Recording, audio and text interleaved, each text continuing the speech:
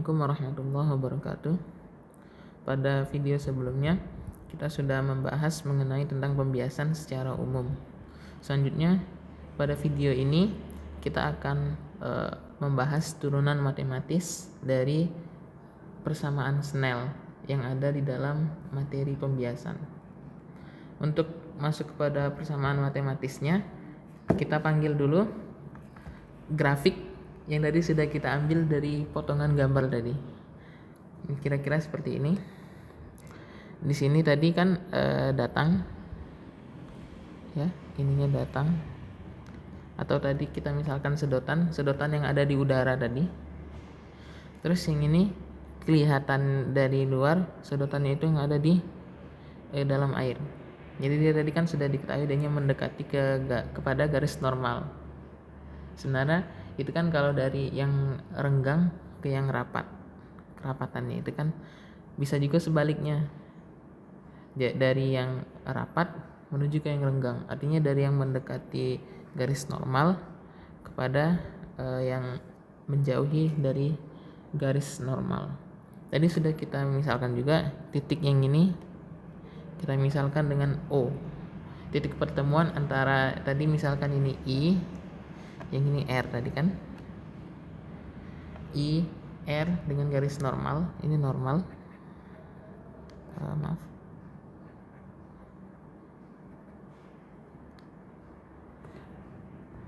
itu adalah titik O.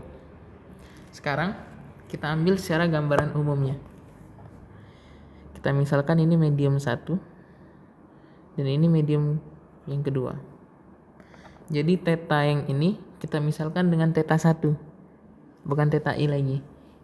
Terus yang ini kita misalkan dengan theta 2 karena dia ada di medium yang kedua. Selanjutnya di sini kita ganti warnanya. Kita misalkan ini ini titik P dan ini titik O. Maaf, kita titik Q aja. O sudah ada ya. Titik Q. Selanjutnya dari sini kita akan menurunkan dari persamaan yang ada dalam kinematika yang sering kita gunakan. Kan kalau secara kasar ya, kita dapatkan V sama dengan X atau delta X per T, ya kan, dengan V nya ini vektor dan delta X nya ini juga vektor, sehingga kalau kita cari T, kita akan mendapati T adalah delta X, pembagian antara delta X vektor dibagi dengan kecepatan tadi, dan ini vektor. Sehingga kalau kita lihat secara lebih lanjut, kalau vektor ketemu dengan vektor hasilnya itu skalar, time-nya itu skalar, waktu kan itu skalar, tidak menunjuk kepada arah, ya kan. Ini kita kotakin dulu agar tidak hilang. Selanjutnya untuk mencari delta X dari sini kita harus memisalkan lagi, ya. Kita misalkan dari titik P, dari titik P menuju ke garis normal itu kita misalkan dengan X, ya, yang horizontal ini X. Terus yang ini dari titik P menuju ke yang pembatasnya ini, pembatas antara dua medium ini, kita misalkan dengan A. Sehingga kalau kita lihat di sini, kita akan mendapati suatu segitiga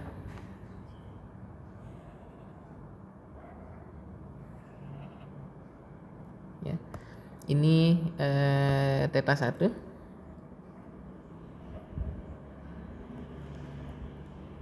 Terus yang ini X dan yang ini A. Dari sini kan sudah kita pelajari dari materi Pythagoras untuk mencari dari sini ke sini atau dari P ke O. Ini kan yang O, yang P kan. Itu kita menggunakan Pythagoras, kita dapati akar dari X kuadrat ditambah dengan A kuadrat. Sehingga kalau kita masukkan ke persamaan yang ini, ya, T1 sama dengan delta X nya ini kita ganti dengan yang ini, ya, akar dari X kuadrat ditambahkan dengan A kuadrat dibagi V nya ini V1. Kalau tadi kita misalkan V1 yang medium yang satu ini adalah udara, yang kedua ini air, ini sebenarnya bisa bukan hanya air dengan udara, tapi juga bisa dengan medium-medium yang lainnya. Maka di sini kita misalkan V1, kecepatan cahaya pada saat melewati medium 1. Selanjutnya kita lakukan hal yang sama kepada garis yang di medium kedua ini. Di sini kita tarik garis, misal dari sini, dari titik yang sejajar, kita tarik garis gitu kan dengan P, dengan kita tarik ke Q, ya, yang ini kita misalkan L. Terus yang ini kita tarik garis juga, kita misalkan ini besarnya itu adalah B. Sehingga kalau kita tarik atau kita ambil juga, kita akan mendapati segitiga siku-siku. Cuman di sini agak rapat gitu kan, agak kecil. Kira-kira seperti ini. Ya. Ini theta 2, ya. Sini aja. Theta 2. Yang ini yang mana? Yang ini B. Terus yang ini kita ambilnya dari sini. Kan dari Q ke garis normal ini kan. Ini nilainya itu adalah L dikurangi dengan X. Dari mana kita tahu? Ini kan dari titik P garis normal itu kan jaraknya itu adalah X. Terus dari titik P yang sini kan, kalau kita tarik garis ini ke titik Q itu kan adalah L. Yang mau kita cari yang ini kan, yang ini kan. Sehingga kalau kita cari yang ini, kita harus mengurangi dulu yang L ini panjang ini karena dengan X. Kita dapati L min X.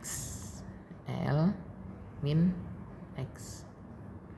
Sehingga kalau kita ambil secara Pythagoras, kita akan mendapati nilai yang ini adalah akar dari B kuadrat ditambah L min X kuadrat. Nah, kurang panjang. Ya. Sehingga kalau kita ambil juga ke persamaan ini, kita akan mendapati T2 atau kecepatan itu pada saat dianya itu merambat di medium kedua adalah, masukkan juga tadi akar B kuadrat ditambah L min X kuadrat per V2. V2 ini adalah kecepatan cahaya pada saat merambat di medium yang kedua. Di sini kita akan dapat bahwasanya T1 itu adalah akar dari X kuadrat plus A kuadrat dibagi dengan V1, dan T2 itu adalah akar dari B kuadrat plus L min X kuadrat dibagi dengan V2. Sehingga kalau kita cari total waktunya itu, ya, total waktu cahaya maupun gelombang yang melewati dari P ke Q ini, kita misalkan dengan sigma T sama dengan T1 ditambah dengan T2. Selanjutnya kita masukkan dengan persamaan yang sudah kita dapati tadi.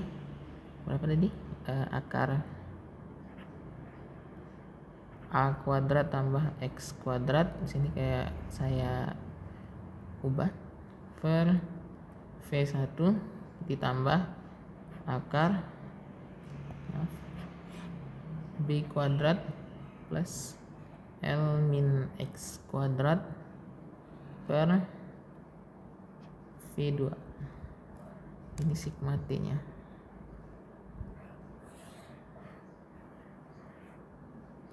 Namun ada yang perlu diingat nih, ada satu prinsip yang diberikan oleh Fermat. Jadi prinsip Fermat itu, jadi di dalam prinsip Fermat itu menyatakan bahwasanya jarak yang ditempuh cahaya adalah jarak yang terpendek dan tercepat. Jadi kalau misalkan yang ini cahaya, maka jarak yang ditempuh cahayanya ini dia itu harus yang terpendek dan juga dia harus yang tercepat. Sekarang bagaimana kita menentukan jaraknya itu yang bisa ditempuh dengan atau yang terpendek dan juga yang tercepat. Nah, pembahasan tersebut akan kita lanjutkan kepada video selanjutnya. Bersambung.